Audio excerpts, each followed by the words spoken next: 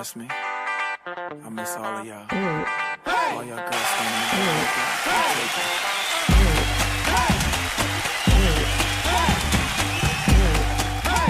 C'est à croire qu'il voulait attendre la fin du mercato, attendre de voir si l'OM allait lui mettre un concurrent dans les pattes pour enfin montrer ce qu'il a dans le ventre. Kostas Mitroglou a fait un match plein où il a demandé beaucoup de ballons et puis aussi où il a marqué un super but de la tête.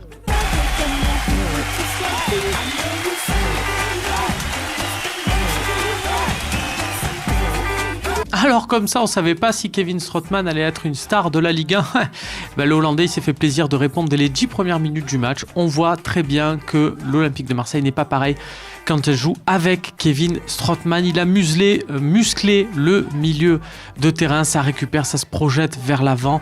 C'est le véritable guerrier qu'on nous a vendu là pendant quelques jours. Ça fait plaisir de voir toutes ces données retranscrites comme ça fidèlement sur le terrain.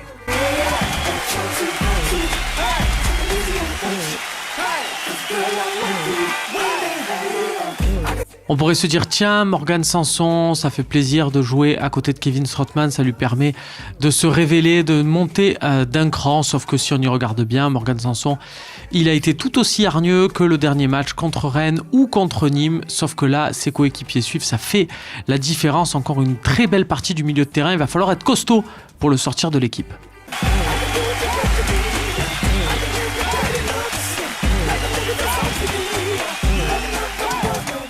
Un but, une passe décisive alors qu'il n'a joué que 25 minutes. Grosso modo, Florian Thauvin a prouvé qu'il pouvait exister dans les grands matchs, dans ces rencontres où on attend qu'il fasse la différence. Ça y est, il a lancé sa saison.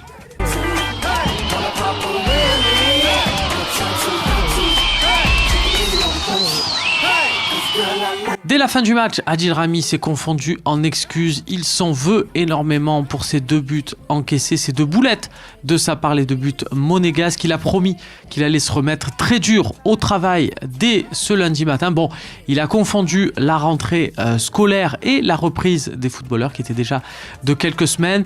Allez, vu sa saison dernière, on va pas lui en vouloir, mais pour ce soir, c'est quand même flop.